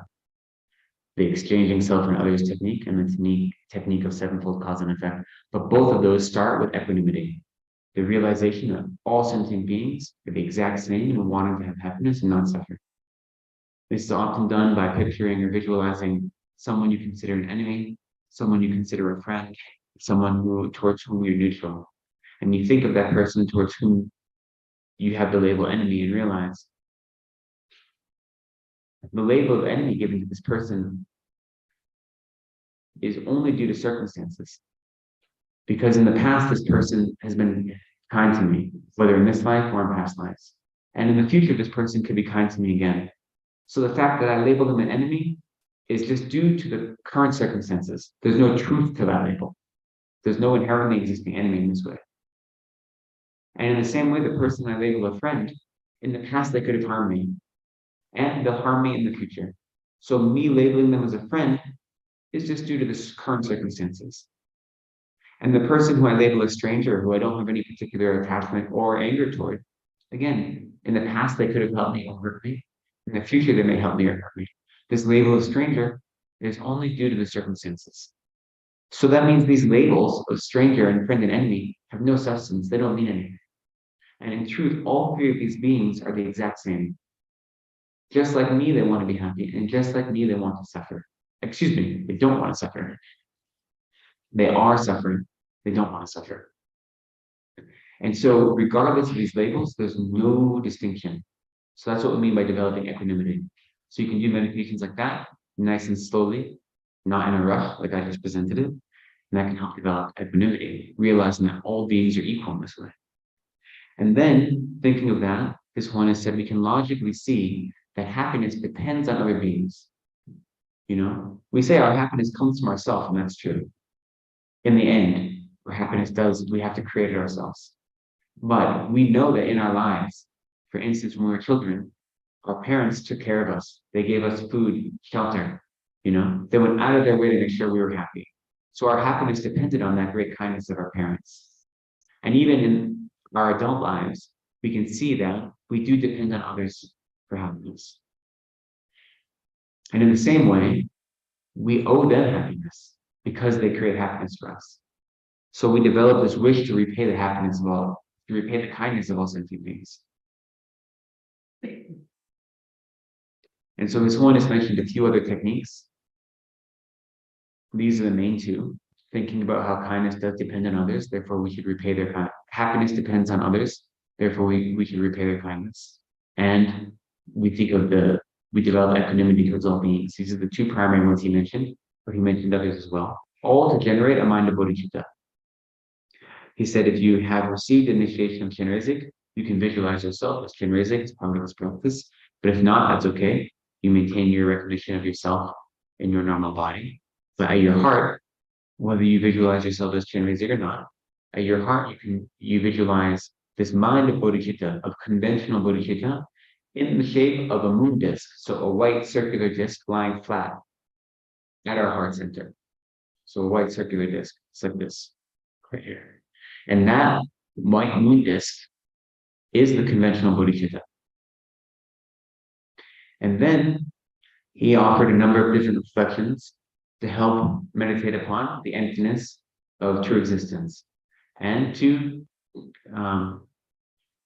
remove the power of self-grasping. And so he talked about how no matter how hard we search for the I, we can never find it. And so we can use techniques like Dharmakirti's sevenfold reasoning to search for the I and see where is it. And through that search and realizing we can't find the I, we develop a slight understanding of emptiness. He also mentioned it's important to repeatedly remind ourselves that the way things exist is not the way they appear to us. Or more accurately, the way they appear to us is not the way they exist. And to remind ourselves that nothing exists independently. Everything exists in dependence upon cosmic conditions. And so you can engage in meditations on the teachings of interdependence in this way. And this is when he also mentioned when you engage in this practice, it's generally easier to try to meditate on the selflessness of persons than the selflessness of phenomena, but either one is appropriate. Sometimes one is easier than the other. And so as you meditate on this, you visualize the ultimate bodhicitta, so the wisdom realizing emptiness, as a white vajra that has 5 spokes. And what that means is, I don't know if there's any examples, but so a 5-spoke vajra, when you look at vajras, they have these kind of, oh, sorry, we're getting an example to demonstrate. Sorry. The important thing when you're counting spokes is that the center of the vajra counts as 1 spoke itself. So a 5-spoke vajra literally has 4 pieces on the top because the center itself is the 5th spoke. Sorry, thank you. So as you can see here, there's the 4 spokes here, and then the center itself counts as the 5th. So this would be an example of a 5-spoke vajra, but instead of copper, you'd visualize it as white. And this you'd visualize standing upright on top of the moon disk. So the visualization would be like this at your heart, both of them white. So this is the ultimate bodhicitta that you have conjoined with the conventional bodhicitta. And you visualize them at your heart in this way. And then he recited a mantra that we recited. And so when you have this visualization and you hold it, once you've meditated on compassion, so you don't just simply do the visualization, you have to actually meditate on compassion and bodhicitta, conventional bodhicitta, and bring that to mind. What that means, you look at verses that inspire you, you engage in the 7-fold cause and effect and so forth, one of these meditations, you actually engage in a meditation to bring the bodhicitta to your mind. Then you have the visualization. The same thing with the wisdom realizing emptiness. Once you've done that, and you have the 2 bodhicittas, then the mantra that you recite, we recite it 3 times today, is Om Sarva Yoga Chitta Utpadayami. So Om is just the head of the mantra, right? It's a sacred syllable. Sarva means all. Yoga means yoga. Chitta means mind. And then Utpadayami. When the Tibetans pronounce it, it sounds a little differently. I think it probably sounds like Utpadayami, but it's really, in Sanskrit at least, it's Utpadayami. Utpadayami. And that means, the general meaning of the mantra is I pledge to abide by generating the mind, the all yoga mind. So I make this pledge to abide by the Sarva Yoga Chitta. So Utpadaya means I make the pledge to abide in this way. So we say that 3 times. Om Sarva Yoga Chitta Utpadayami. I pledge to abide by the all yoga mind, the mind that combines the 2 types of bodhicitta, wisdom and the wisdom realizing emptiness, and the bodhicitta that wishes to become a Buddha for the benefit of all sentient beings. That's the pledge you make every time you say that mantra. And now His Holiness is also taught, it wasn't given in the translation today, and I couldn't hear the Tibetan, so I don't know if it happened, but he often teaches a second mantra that you recite after that. And the second mantra is Om Surate Samaya Stvam Ho Siddhya Vajra Yata Sukham. And if you download the copy of this practice from the FPMT, this mantra is included there. That mantra, the general meaning of it is along the lines of, well, the way you visualize, there's a visualization to go with this mantra as well. You recite it, but then you visualize that the moon disk and the Vajra, the 2 bodhicittas that are at the heart of your guru, come from your guru and are absorbed into the 2 bodhicittas at your own heart. And by doing so, your own 2 bodhicittas become stronger and more stable. And so as you recite this mantra, you visualize this coming from your guru, and the mantra means you are the one that has taken the pledge of supreme happiness by accomplishing the bliss in the Vajra in this way. That's the general meaning of the mantra. And so first you generate the 2 bodhicittas at your own heart, and you recite the mantra, taking the pledge to hold them as the dear practice to maintain this mind. And then the guru is overjoyed by your pledge, and the guru rejoices in your pledge, and his 2 bodhicittas or her 2 bodhicittas are absorbed into yours to make yours stronger and more stable. So that is the general practice. I will say the one thing that isn't clear is if you maintain that visualization for the rest of the day, or if you dissolve it into your heart. I listened to about a dozen different occasions where one is mentioned this practice, and I couldn't find an answer. When you're doing a highest yoga tantra initiation, there's a different way to do the visualization. So I don't want to rely on my understanding of that to give you an answer. So I can't say I know exactly how to conclude this practice. So what I do is I just try to keep that visualization all the time. I'm not good at it. I lose it, but then I remember it sometimes, you know? So whenever you are going about your daily activities, you should have this visualization of the 2 bodhicittas conjoined at your heart. And by having that visualization, it encourages all your activities to be motivated by an understanding of the nature of reality and by bodhicitta. And if at any moment you realize you haven't maintained that visualization, you can just bring up the visualization again, maybe recite the mantra again, and try to reinforce that mind. So that's the way I practice. You can practice it other ways, maybe by absorbing it into light, into your heart center, if that feels more comfortable for you. Again, I haven't found a teaching from His Holiness specifically saying doing this practice, but then if there's a concluding step. So I don't want to give the impression that I know the right way to do it. I know that in my practice, it seems beneficial to try to keep that visualization all day, so I can remind myself constantly of these 2 bodhicittas that I've pledged to uphold as part of my practice of the Buddhist path. Okay, so I have yammered on quite a while. I've probably created many, many doubts. So let's take a little time for some questions and answers, either about anything that may have been said during the teaching this morning, or anything that I may have brought up this evening.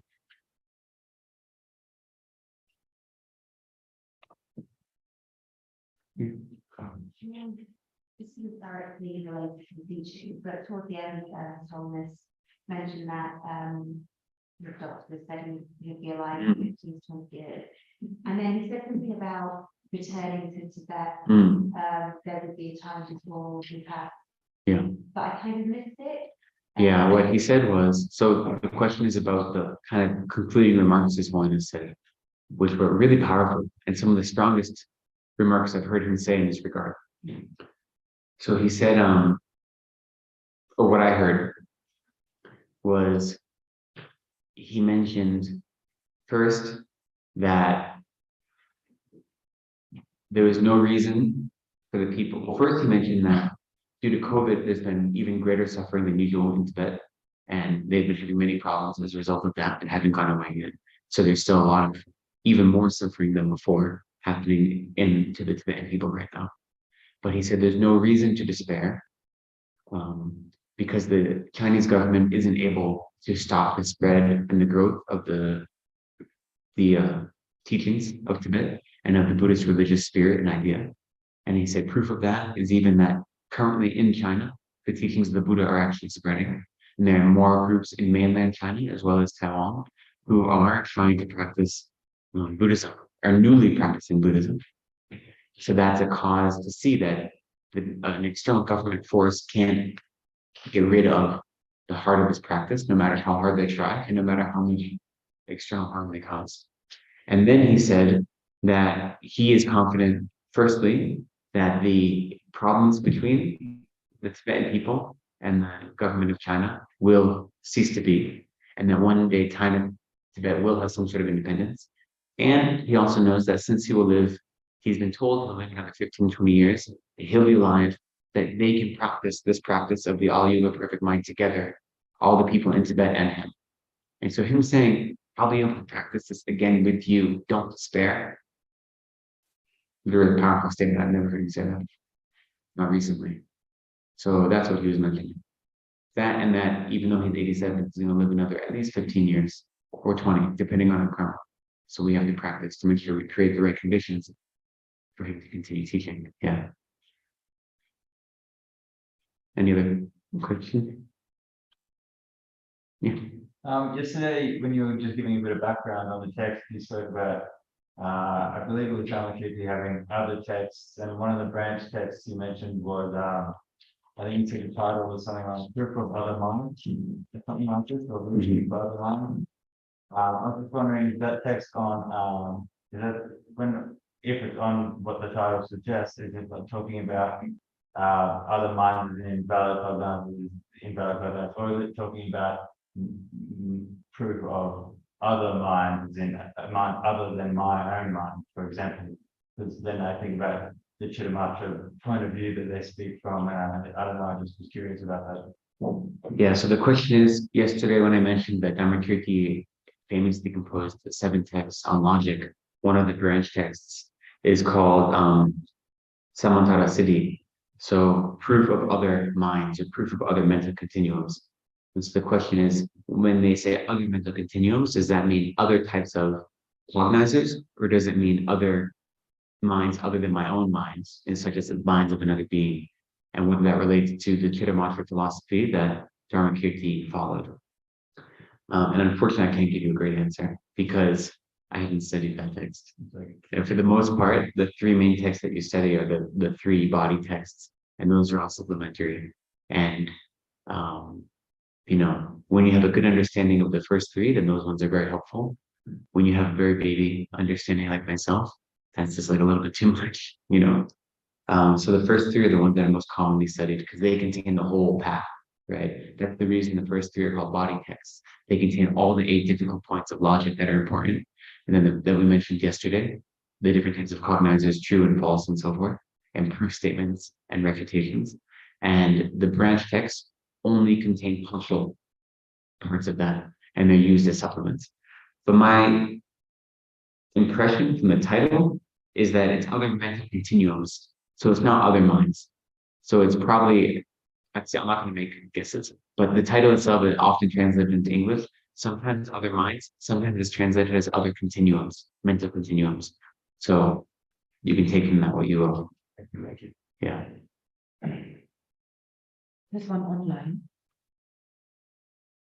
Venerable, so he is asking about if this reasoning is correct. So we look at the basis / parts of the chariot and call it chariot. So if we remove the label chariot, because it's simply what we call it, then there is no chariot. This is finding emptiness of the chariot. Is this reasoning correct? So the question has to do with the 7 lines of investigation as given by Dharmakirti regarding searching for a truly existent chariot in relation to the parts of the chariot. And the question is, if we take away the label chariot that we give upon that collection of parts, is that what it means for there not to be any chariot at all, or any truly existing chariot? I think that's kind of the question. I'm not 100% sure of the question, but what we can say is the chariot exists, right? That is not what we're refuting. We don't refute that there exists a chariot. We don't refute that there exists a mere I or conventional self. We are refuting the truly existing chariot, the truly existing I. That's what we're trying to refute. So these lines of reasoning aren't saying that we don't have the phenomena that we've imputed the label chariot on. They're saying that there's no truly existing chariot, because if it truly existed, it would have to exist in one of these 7 ways. And so, since we can see that the collection of parts of a chariot, we simply impute upon that collection the label chariot, then the chariot itself doesn't truly exist. It exists, but not truly. Because if it existed, it would either be one with its parts or separate from its parts. And instead, it's the label and understanding of phenomena that we project and impute onto the valid base, which are the parts of the chariot. But you can see why that's a little harder to understand than thinking of the mere I and the 5 aggregates, the 7 social aggregates, the 5 icons. It's kind of because it's just a little step more complicated, I think. It's an easier picture, right, to think of the parts of a chariot than it is to think of my 5 aggregates, the form, and the 4 different types of mind. Like that's a harder to visualize in my mind. So thinking of a chariot that has parts that I can easily separate and think of is a little easier visualization.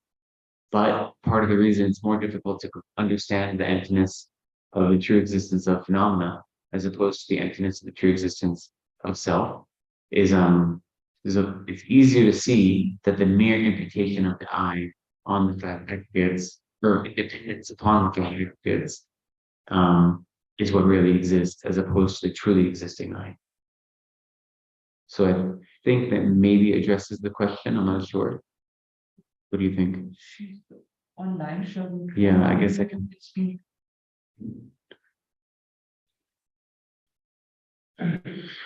For the 6th of Chandrakirti's reasonings, I thought you mentioned the I or the chariot doesn't exist as a mere collection of its parts. Can you please expand on this? And also, what is the mere self, the conventional self? Okay. So that is the 6th reasoning. We have to ask, does the chariot, the truly existing chariot, or the truly existing I exist as the mere collection of its parts, or as the mere collection of the 5 aggregates? That's the 6th point you want to investigate. And we say, if the I truly existed, maybe it could exist as the mere collection of the 5 aggregates. Is that possible?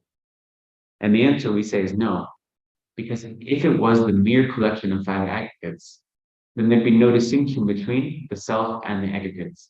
So this would fall into the same fallacy, or the same trap, as the very first line of investigation that says that the self and the aggregates are the same substance, and there's no difference between them.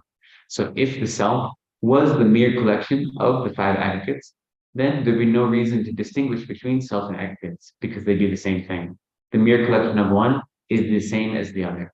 And so by thinking in this way, we see that the mere collection does not serve as the truly existing self. So the chariot doesn't exist within the mere collection of the aggregates. The chariot doesn't exist in the aggregates. Sorry, the chariot doesn't exist in the mere collection of the parts. Self doesn't exist as the mere collection of the aggregates. So that is the 6th line of reasoning that Chandrakirti offers. The reason it seems that he offers 7 instead of 5 is, as we said before, the first 2 are the real points.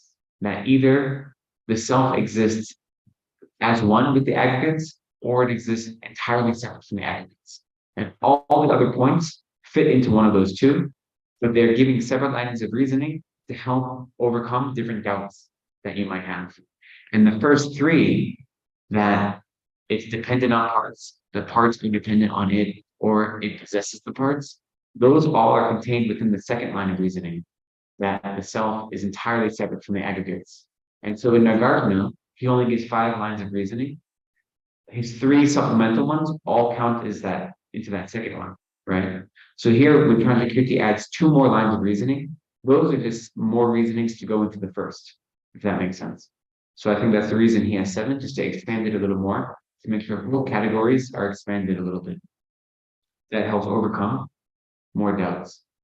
And I think for most of us, we'll find that some of these lines of inquiry are much easier than others. That's another reason for giving multiple lines of inquiry.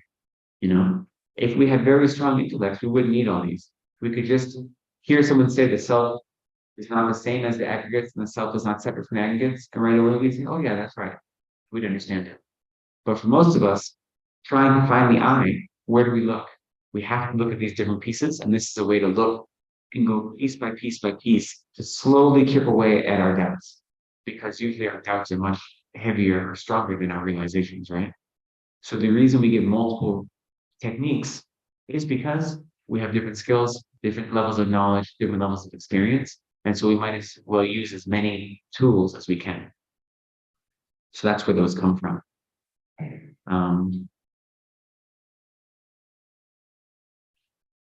Yeah, I'm not sure. There's more questions. I'm not sure which ones I've answered or not. So I don't know. I think that's There was one question where to find the text, so we put it in a chat, so the people Okay. online, they've had it already. okay. And we put it in a resource folder on our website. Yeah, for this event, there is a web page, yeah, so there's a resource folder. We also put the link in there, so you can find that practically, Okay. yeah.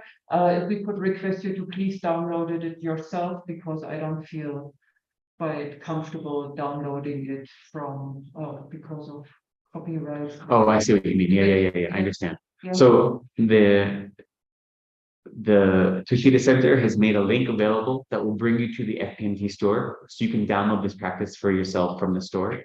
That way, we're not just giving you the PDF. You do have to download it yourself, but as we said, it's free. All the PDF downloads from the FPMT store are free. So if you go to the Tushita website where this review session is listed, if you go to that event, there's a resources folder, and in that resource folder, you have a link to the FPMT store. Or you can just go to shop.fpmt.org and you can find it there as well. Yeah. So, sorry, I'm not able to frame the question in right way because I couldn't hear what you said, but you started saying something like people are traumatized these days. And when you said something with what I know that this is more driven by external peace, and people don't have enough courage to face their inner work. Yeah. Because of some reason. So how could you like connect trauma and external work or externalities or what do you Yeah. I didn't mention trauma, I mentioned turmoil. trauma? Turmoil. So like difficulties. Trauma. Yeah. I was talking about trauma the other day, but not today.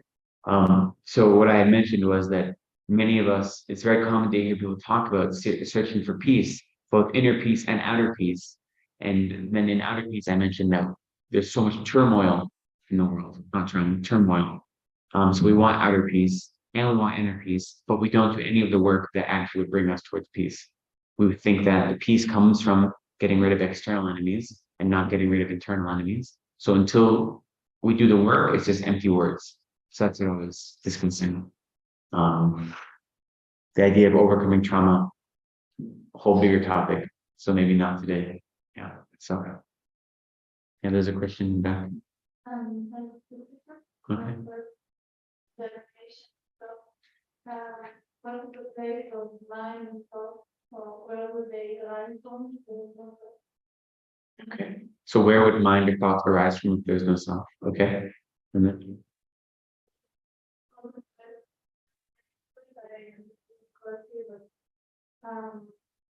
And yesterday we discussed how important it is love and if there is no thought of God after we complete love. So what is very close call. You can follow the cause of Sorry, one more time. I don't quite follow you on that one. So we're discussing karma and cause and effect. So the role of understanding karma and cause and effect in relation to understanding logic. Is that what you said? Okay. So that one we'd say, for instance, the role of logic is to analyze a teaching so we can have confidence in the truth of that teaching, as opposed to just believing it because someone said it. So if you haven't studied karma and the laws of cause and effect as presented within Buddhism before, then once you receive a study of it, you can study it on your own, you can think about it, then you use logic to analyze the reasons that are posited that karma exists and that cause and effect exists as a natural law. So logic is used as a tool to develop confidence in a topic of study. So that's the relationship between those two. So we use logic to develop confidence in the truth of karma. In the same way, we use logic to develop confidence in the truth of the non-existence of a truly existing self, and so forth. So logic is used, we mentioned yesterday the 3 ways of engaging with material. First, there's studying, then there's reflection, and then there's meditation. And the last step is important because that's what makes us become inseparable from the realizations of that topic. But before we get there, we need to actually have a correct understanding of that topic. So whenever we learn some new information, whether it's Dharma or not Dharma, we first have to learn it, either by reading it or being taught it. And then after that, after study or hearing, we engage in reflection or analysis. So this means we think about it, we pick apart the different pieces to see if it makes sense. And by doing that level of analysis using logic, then we develop confidence that this is a true statement, that there's a validity here. And then once we've developed that faith in the teaching, then we meditate on it. And that makes our mind inseparable from that teaching, whether it be compassion or emptiness or karma and so forth. And by making our minds inseparable with it, then we can live it in our everyday lives much more easily. And we don't have to generate a lot of effort to realize it. So that's the relationship between logic and any topic of study, such as for the law of cause and effect. And so the second question was, if the self doesn't exist, then where do minds come from? And the easy answer that Buddhism gives, which isn't entirely satisfying, says that we've had beginningless lives, beginningless rebirth. So we don't posit an actual beginning to our rebirth or our existence in that way. And so that's the easy answer, that minds, like the mind of this life, the first moment of mind in this life, we say it had to come from a cause that was similar to itself in substance. Therefore, the first moment of mind in this life had to come from a previous moment of mind. And that is one of the main logics we use to prove the existence of previous lives. If you keep following that back, you don't find a beginning. And so that is kind of the easy Buddhist answer, is that we say there's beginningless rebirth. And you'll hear that phrase repeated again and again. There's more logic that is a little more detailed, but I'm not sure we have time for it now. And it's a little more difficult to kind of grasp onto. But so we say in our everyday life, right, we have numberless minds simultaneously coexisting, happening at the same time. And those minds, we say we don't possess them. So in order to possess them, there'd have to be a truly existent self that possessed those minds, right? So we don't have that, but we do have a mere I. We do have the I that exists in the world. We say that there's conventional reality, like we all exist, right? Just because I don't exist truly, I still exist. There is a mere I that engages in actions, that accumulates negative karma or positive karma. There is a mere I that meditates on compassion, right? But that mere I isn't inherently existing. That mere I is an imputation on dependence of the 5 aggregates. So the I exists, but it doesn't truly exist, and it doesn't exist in the way that we have been deluded into thinking that it exists. And so the many, many minds that exist within our mental continuum that are happening sometimes one after the other, sometimes simultaneously, are all in relation to that mere I. So hopefully that is a little helpful. Yeah. Thank you for the teaching. You were saying that the consciousness is coming from the beginningless lifetime. But even for that, there needs to be some starting point. I mean, I can't get my head around that. So the question is, if I said our consciousness or our mind comes from beginningless lifetimes, it seems like there still needs to be a starting point. And it's difficult to get our minds around the idea of beginninglessness, right?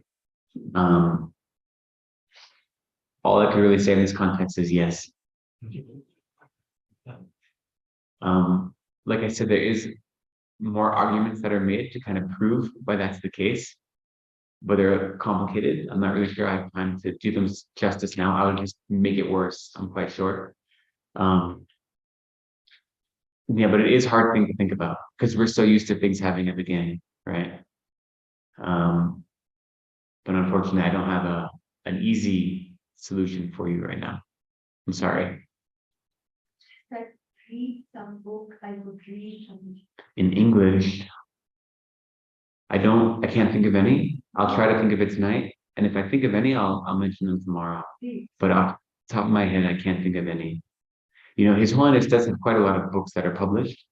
And so any of the books that he has published that deal with the selflessness of persons, like wisdom, understanding emptiness, they'll probably get into this point. So that's a useful place to look. And any of his books that are just general teachings on the law of cause and effect will also talk about this. But some of them might just be very brief. I can't recommend any specifically, but that would be a good place to start because he's the best teacher of these topics. But I'll try to see if I can find anything more specific. Okay. Yeah. Sorry. Yeah. It kind of follows what's been discussed, and I've had it sort of question since the beginning when you're talking about Buddha and how it's truth that he realized on his own. And I'm like, but if his mind as well comes from different minds, so it's kind of like I think what we all experiencing is like the chicken and the egg. It doesn't necessarily have a good. There's like more questions than answers, so I don't actually necessarily have a question because I know we don't necessarily have an answer, but it's something. How we engage or think of Buddha, what he, and he said, don't believe anything I said, try and investigate, but all that, his mind came from. Well, his mind came from previous moments of the same mind, right? It didn't come from a separate mind. So the mind of complete enlightenment, the omniscient mind that is the mind of a Buddha, came from previous moments of that same mental continuum that existed when he was a sentient being who was suffering. So it's not a separate mind, or it's the same continuum of mind, which is why even though we're suffering sentient beings right now, we can become Buddhas. And in so doing, our minds will become omniscient minds, right? So in that regard, it's not separate mind in that way. It's separate in that every moment of mind is a new mind, right? But it's the same mental continuum. It's the same continuum of minds.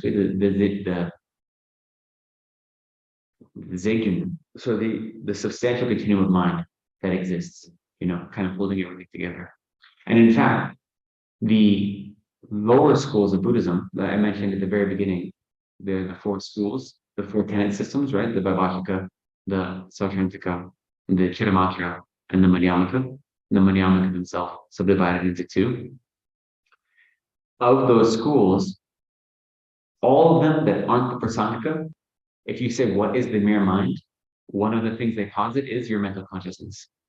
They say the mental consciousness is the mere mind. But the mere I. So all the schools except for ours, except for the final ultimate view, did posit the mental consciousness as being the mere I. Because that's like an easy thing to understand, So that's what most students grasp onto. It's only the more refined view of the Prasangika teachings that say the mental consciousness itself is not a mere I. The I that does exist, the conventional I, is the merely imputed I. So that's what we say. But every other school does say, what they were taught was that the mental consciousness is the mere I.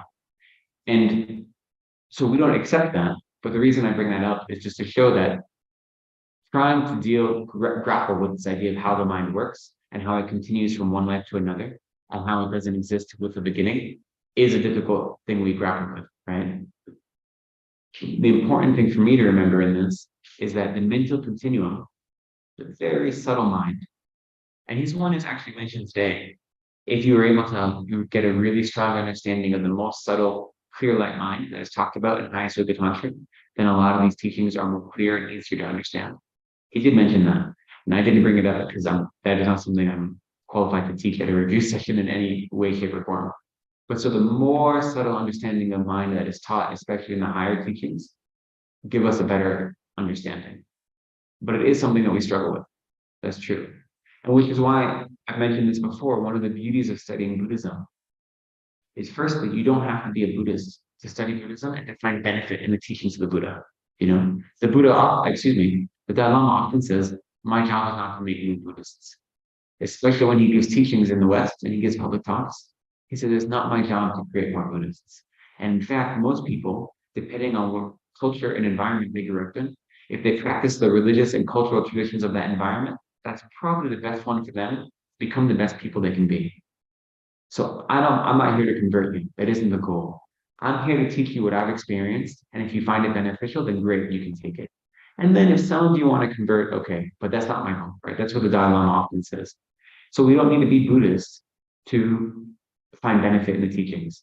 And part of that means if I'm studying this, even as a Buddhist or non-Buddhist, and I say this particular teaching is really confusing and it doesn't help me right now, then I can put that one to the side for a little bit and focus on other things. I know as a Westerner, when I first started studying Buddhism, it was hard to believe in rebirth and the 6 realms of rebirth. That was so outside of my experience and my culture, right? So when I first started studying, I said, oh, I believe in this idea of karma and compassion. I don't really believe in rebirth. It's hard. So I didn't focus on it. And I focused on the things that I felt really strongly towards. And then once in a while, I look back and see, does this make more sense now? Now that I have a deeper understanding and a deeper understanding of the relationship between karma and rebirth, does this make sense? And slowly, I developed conviction in the truth of it using logic based on the other teachings I had. But I didn't have that right away, and that was perfectly fine. So if there are teachings that aren't helpful for you, it's okay to put them on the side for now and focus on ones that are more helpful. But then you don't have to criticize them. Don't say this is wrong. Just say, for right now, this isn't helping me. I'm going to focus on something else. When I've gained a little more experience, I'll check it again and see how I feel then. So that, it's not black or white. There's a whole big range of how you can get this. Okay, we'll do one more quick question. I've already gone over time, but we'll do one more. Yeah. Mine's just really quick, and it's related to the thing about the beginning of. I'm at the very beginning of my Buddhist study, and all I'm realizing is how linear my mind is, and how I've been trained with everything that I love, and bigger and smaller, and way more than I ever imagined. Yeah, I'm sure I'll be finding that. And something that started to help me is because I'm still very much in like the stabilizing form of meditation. The symbols, because I have a very visual mind, and so the symbols really help me start focusing on those, because those symbols are anything but linear. They're all something about focusing on those symbols is helping me to not feel so much resistance to these concepts. Maybe sometimes a lot of times the words go over my head, but focusing on those symbols when I go into the teachings and meditate, somehow that's efficient. I just wanted to comment. Oh, I see. So less of a question, more of a comment. But the comment was just that, especially in the beginning of a Buddhist practice right now, there's the experience of the mind is very linear, and recognizing that there's so many teachings that are being taught and there's so much new information that seems bigger and bigger and bigger. Sometimes it's easier to focus on the symbols that are presented as part of the teaching as a way to develop a relationship and understanding with what's being taught, as opposed to immediately trying to understand every specific word, because there's just sometimes an overwhelming amount of information, right? That's part of the reason so many similes and analogies are used, in teaching both the Buddhist teachings and His Holiness, and almost any contemporary teacher as well. And like, for example, the example I mentioned of trying to understand emptiness, thinking of someone you had a crush on and how you perceive them. That's not emptiness, but it gives us something that we can relate to that has the same type of relationship as emptiness does. So these are used in the same way. They're used as symbols to try to encourage some thought in our minds. The one thing I'd say on top of that is some of the advice given when you begin study, especially study of the Lama topics. So the sequential topics to achieve liberation, is that you need to have 3 different views and hold 3 different views or 3 different types of practice. And the first is you have to have the long view, which is the view realizing that the goal of this is Buddhahood, right? It's the big picture view. The goal of this is Buddhahood. It's not some small benefit in this life. It's not even benefit in the next life.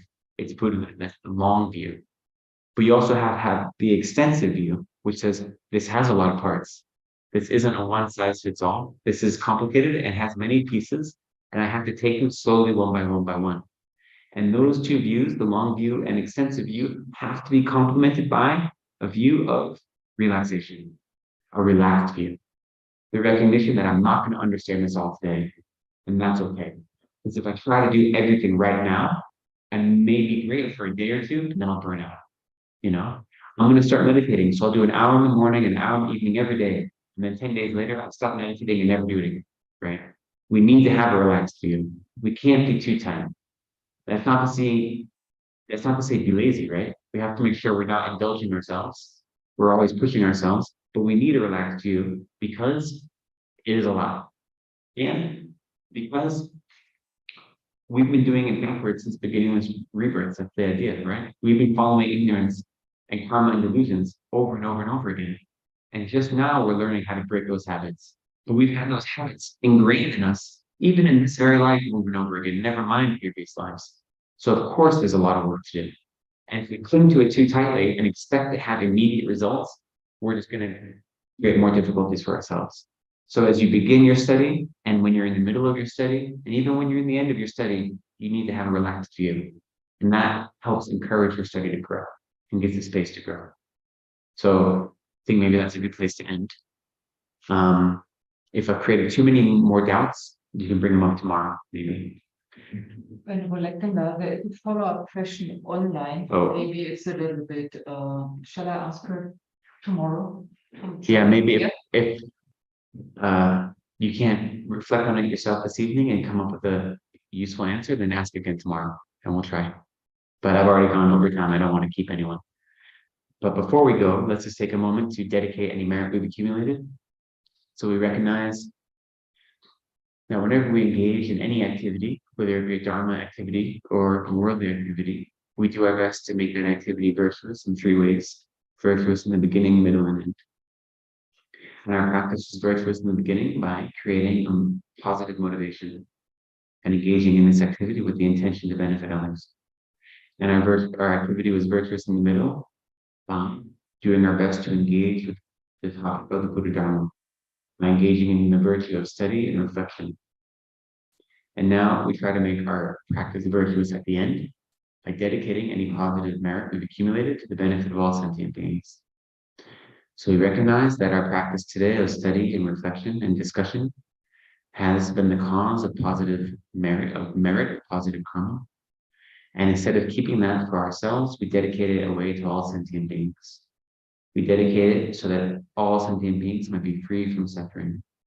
We dedicate it especially to the long lives of our gurus, that all their holy wishes may be realized. They may continue to display the aspect of long life, continue teaching the holy Dharma. We dedicate it to those who have died, especially the nun Deki, who passed away recently, that all those who have died may quickly achieve perfect human rebirths, meet holy Mahayana gurus, and engage in the path of studying Dharma. And we dedicate it to all those beings who don't have others to pray for them, that they might have relief from their suffering. They might find the perfect bliss of Buddhahood.